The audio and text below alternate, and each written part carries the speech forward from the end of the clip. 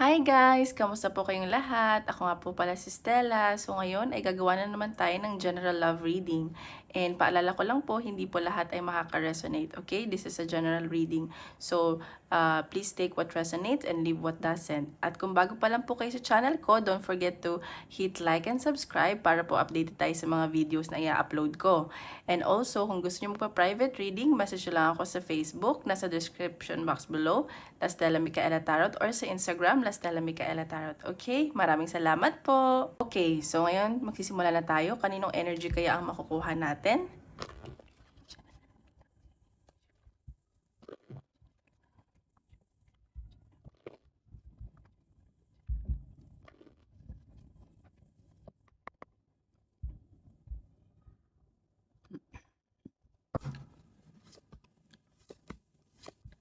Oh, okay. So, sa nakikita ko dito, okay naman kayo ng person mo. Okay naman yung foundation ng relationship nyo. Pero parang isa sa inyo, parang nagkakaroon ng, sorry trigger warning lang. Nagkakaroon ng affair or may pinag-uusapan about pera, nagdadalawang isip, ganyan, sa work. And ayun, so parang yung energy nyo din ngayon na parang tinatamad kayo and nagmamatigas, ganyan. So, ayan, parang iba rin sa inyo na de-depress na, parang may ending na nangyari. And ayan, siguro sa trabaho to, pero okay naman kayo ng person mo. Like, okay yung foundation yung dalawa. So, tingnan pa natin, clarify natin. Or may nagkakagusto sa'yo dyan sa work. Alam mo yun, nagde-date kayo pero hindi pwede. Kasi baka kasal na yung ka-work mo, ganyan. Parang crush ba? Or may karelasyon ka. So, yun yung nasa sense ko. So, tingnan pa natin. Move natin to dito.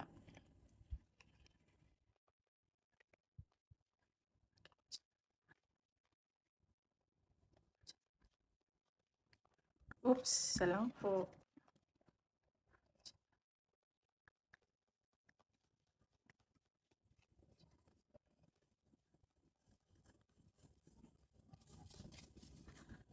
Ay, lumabas okay. Ayan. Shapeshifter. So, sa nakikita ko dito sa love reading, siguro binabago mo yung sarili mo para sa connection yun ng person mo. Or yun nga, sinasabi ko baka may bago kang nagugustuhan, so nagpapaganda ka or nagpapapogi. Parang iniiba mo yung sarili mo para sa connection. Alam mo yun? Ayan. So, ayan, may challenge nga. So, baka nga hindi talaga yung para sa isa't isa. Kasi may someone na kayo. O dyan sa work, ganyan.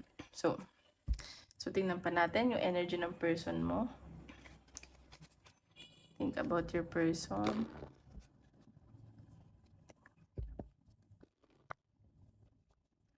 Parang may binabago ka sa sarili mo, ganun.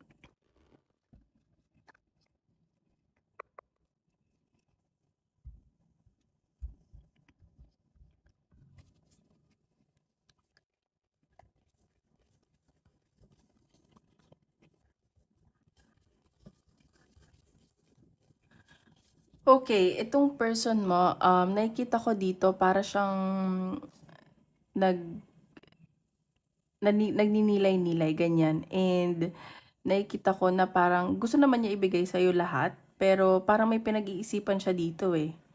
So, ayan. So, parang gusto ka niyang pasiyahin, ganyan.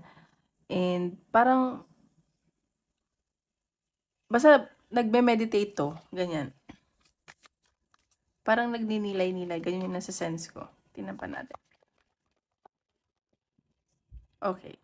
So, nakikita ko naman, kayong dalawa ng person mo, parang, yun nga, sabi ko okay naman kayo, nagbibigayan kayo, and generous kayo sa isa't isa, lalo na tong person mo, lahat ng gusto mo, lahat ng ano mo sa buhay, binibigay niya sa'yo. Alam mo yun, para mapasaya ka. Sobrang generous nitong person mo na to. Yan. Tingnan pa natin. Okay, Ten of Cups. See? Nakikita ko sa person mo, parang gusto niya talaga na maging masaya lang kayo palagi. And yung union nyo kakaiba talaga na parang kung wala man kayo family, gusto niyo na bumuo ng pamilya, alam mo yun, parang perfect na eh. Like, wala nang problema, ganun. Siguro, isa lang sa inyo natutokso. So, tingnan pa natin. See? Masaya sa'yo yung person mo. At parang nakikita niya na nasa iyo na lahat. Ganun. And sa connection nyo, parang hindi niya na mafe-feel sa iba yun. And sobrang masaya at contented na to sa relasyon nyo. Yan, din pa natin. Oops. See? So, nakikita ko dito na pinagtatrabahuhan niya talaga tong connection nyo. Tsaka, ano to eh, ibibigay niya talaga sa'yo lahat. Parang meron siyang gustong i-attain, ganon, para sa connection nyo. At sobrang nag-hard work to para maibigay niya sa'yo lahat. Yun nga, sabi ko, lahat ng gusto mo na ibibigay niya. And masaya to sa yung taong to. Mahal ka nito. Hinampa natin. Parang balance yung energy ng person. And kayong dalawa din. Tingnan natin. See? And nakikita ko dito, parang may nangyari kasi sa inyong sudden change. Siguro ito yung nagpabago sa person mo. And siguro, nagkamali siya from the past, and ngayon, nagbabago na siya. Kasi, yung mga pagkakamali niya, yung mga nagawa niya na mali, talagang it made him or her to be a better person and stronger. And sa nakikita ko naman ngayon, yung pagbabago niya is okay naman na. Parang, alam mo yun, binabago niya yung sarili niya para sa connection niyo. Or, syempre, para din sa sarili niya. And nakikita mo na sobra na yung pagbabago nitong person mo. Tingnan pa natin.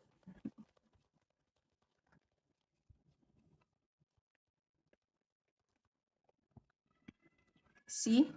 Ayan, no? Sobrang ganda ng energy ng person mo. Kasi, parang ano na din to eh, financially stable na din siya. And gusto na talaga niya ng bumuo ng pamilya. Parang long-term commitment. Parang natapos na siya dun sa kumbaga, example lang kung nag-explore siya before, alam mo yun, yung daming babae, ngayon wala na yun sa kanya. Parang stability na din yung iniisip niya. Pang long-term commitment na yung gusto ng person mo. Ayun. So, tingnan pa natin.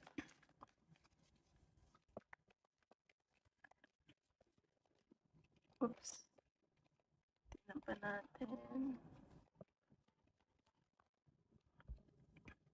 See? Ayan no, sobrang fulfilled na to sa connection nyo. And kayong dalawa din, kayong dalawa naman is like contented na kayo sa isa't isa. Isa lang sa inyo siguro parang ano ba? Nagkaka-crush or sa office pero hindi nga pwede. Alam mo yun, may tukso, ganun. And mahal niya yung isa't isa. Nakikita ka niya as fulfillment. And punupunan mo yung mga yung mga kakulangan niya. Alam mo yun, and vice versa. So, okay naman yung relationship niyo. Parang equal naman yung nakikita ko. Mahal na mahal ka nito. Mahal niyo naman isa't isa. So, tingnan pa natin. Oops.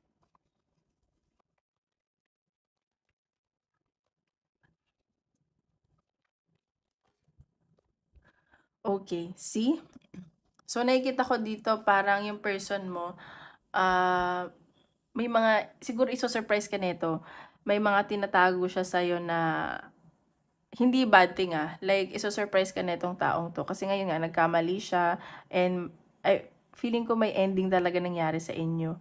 And, ayun, may celebration ako nakikita, humihingi din doon ng tulong sa mga friends niya kung paano kanya siguro iso-surprise, and nakikita ko yung person mo, mahal na mahal ka. Tsaka mabait naman to eh. Siguro, alam mo, hindi naman tayo perfecto. And nakikita ko na ngayon, mas magiging better nga siya, at may mga ibibigay siya sa'yo na hindi mo aakalain. Siguro, not just material things, pero siguro babawi talaga siya sa'yo. Yun yung nasa sense ko. Okay? So, tingnan pa natin sa energy mo. Natin yung energy mo.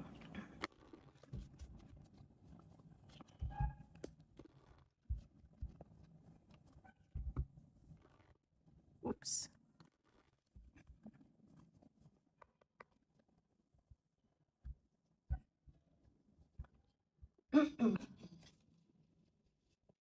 Energy ko naman.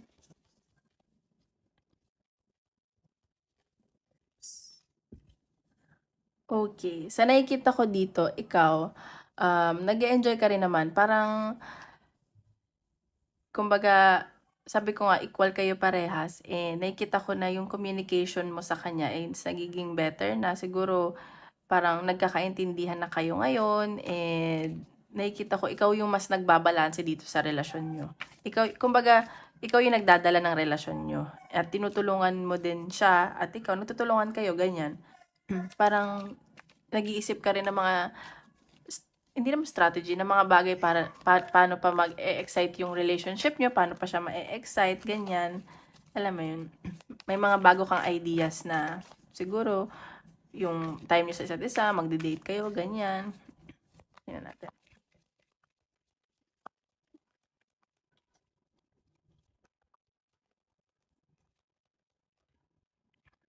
Isa lang po.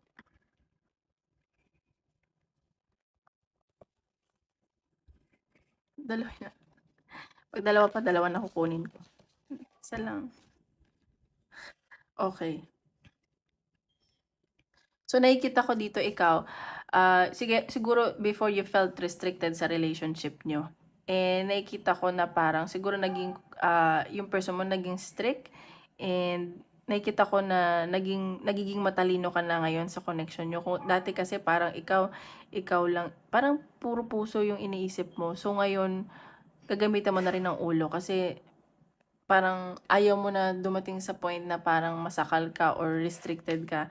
At ngayon, ayun, sinasabi ko nga, nagiging matalino ka na. Parang ayaw mo nang yung ma-restrict ikaw sa connection. So, tingnan pa natin.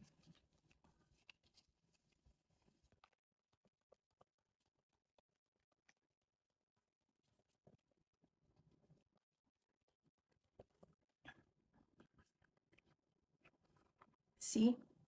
Ikaw din naman, sorry. Nagfo-focus ka din sa financial mo. Parang gusto mo rin siyang tulungan, hindi lang siya. Nakikita ko na medyo nag-i-slow down ka. Alam mo yun? Parang gusto mo dalhin talaga to i-workout. Pero unti-unti, yun yung nakikita ko sa'yo. Hindi mo binibigla yung sarili mo. Siguro na natatrauma ka na, natatakot ka na. Alam mo yun? So, tingnan natin. Kasi nga, yun nga sabi ko, feeling ko may nangyaring sudden change sa inyo before, like, nakapagpabago din sa inyo. Yung person mo nagbabago na, pero ikaw parang naninigurado ka. Alam mo yun? Nagdadalawang isip, pero mahal mo siya eh. But you're taking it slow. Yun yung nakikita ko. So, tingnan pa natin.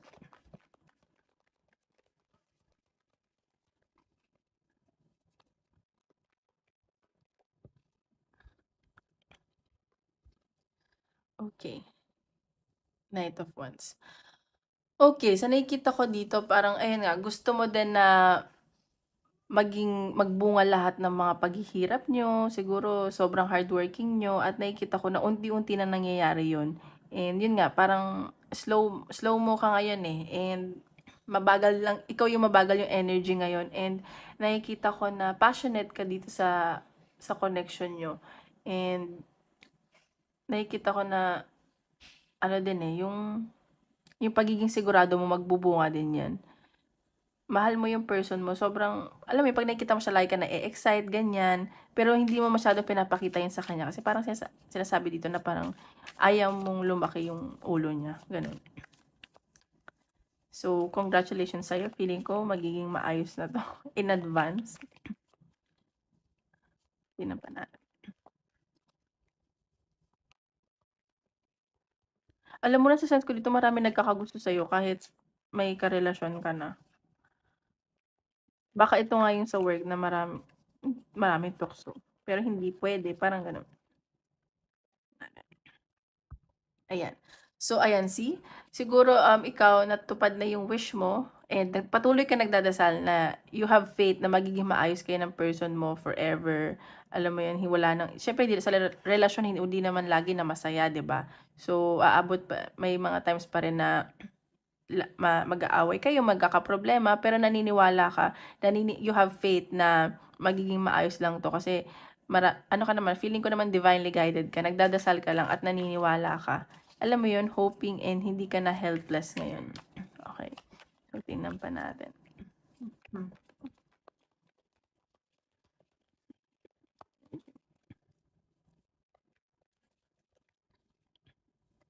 See? Ayan 'no, minanifest mo talaga 'to, eh, pinagdasal mo talaga 'to at ibibigay na sa'yo at nakikita ko na pinoprotektahan mo na din yung puso mo, hindi porket mahal mo siya, sige go na, hindi gano'n. Parang balance na yung energy mo. Pero sobra yung pagmamahal mo dito, binigay mo lahat, eh. Tingnan natin, tingnan pa natin.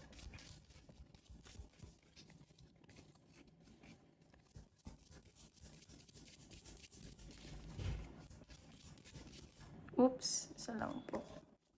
Dami na naman. Isa lang po. Tingnan natin. Uy, isa lang.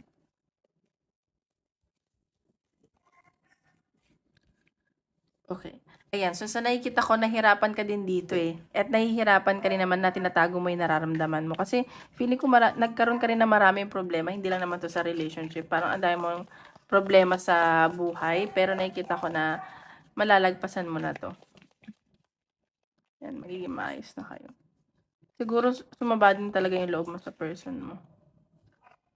Natin.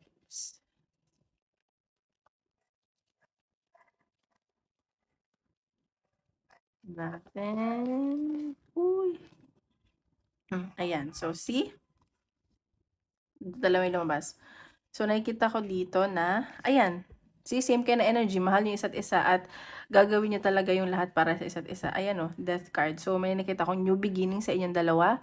So, this is a good reading kasi nakikita ko na magiging maayos na yung relationship nyo. Umiwas lang sa tukso at, alam mo yun, like, mag-communicate kayo ng maayos kasi sa relationship kailangan din maayos yung communication nyo. Ayan, so feeling ko kayo na yung forever na kayo na magkakatuluyan. Okay? So, tingnan pa natin. Advice ng universe. Wait lang. Ano ko lang yung card? Wait lang.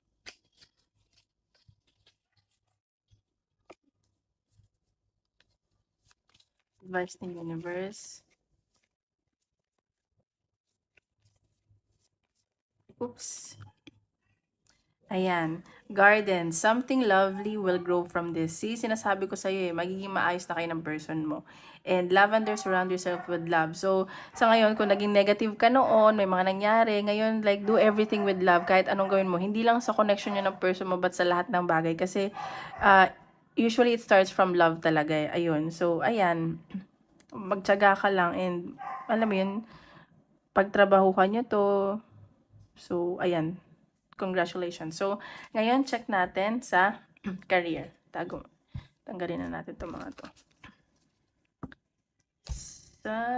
Wait lang. Ay. Wait, sorry. Tingnan naman natin sa career. Oops. Sa career.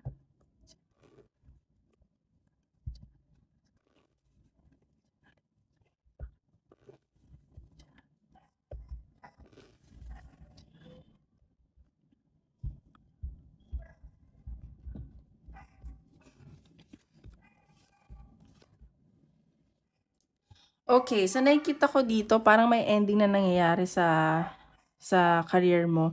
Eh, nakikita ko dito may pag-travel ka kasi. Siguro ngayon, kailangan mo din mag-travel, may mga ayusin kang papers and mga magdadalawang isip ka dito. Pero may nakikita ako, siguro may mag-a-abroad sa inyo at kailangan din ng support ng family or kung may anak ka man. Kasi kaya ka mag-a-abroad. Ayun. So, tingnan pa natin. So, baka aalis ka na. So, mag-e-end na yung bonding ninyo ng family mo or ng anak mo or pamangkin mo, mag-aayos ka na ng papeles kasi mag-a-abroad ka na. So, tingnan pa natin sa career mo. Dream. O ayan, ano mo talaga to pinagdasal mo tsaka dream mo tong job na to. Ayan. So, congratulations kung kanino man yung reading na yan. At ayan, makukuha mo na daw yung hinihiling mo. Tingnan pa natin advice ng universe.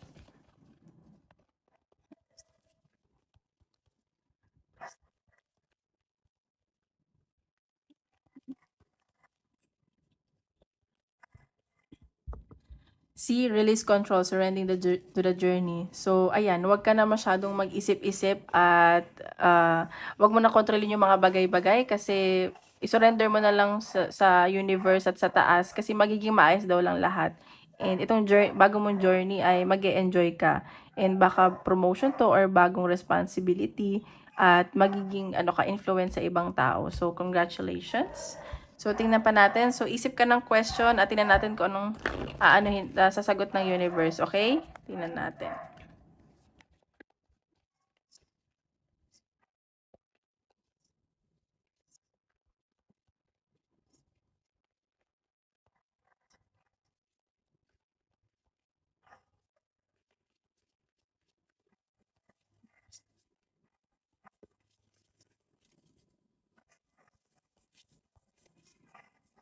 Anong basa? Bunot na lang tayo. Success. See, may nakikita akong success sa'yo. So, ayan, matuto ka rin din mag-compromise and kung ano man yan. So, ayan, success. Congratulations. Ayan. So, thank you po. Tomorrow ulit. Bye-bye.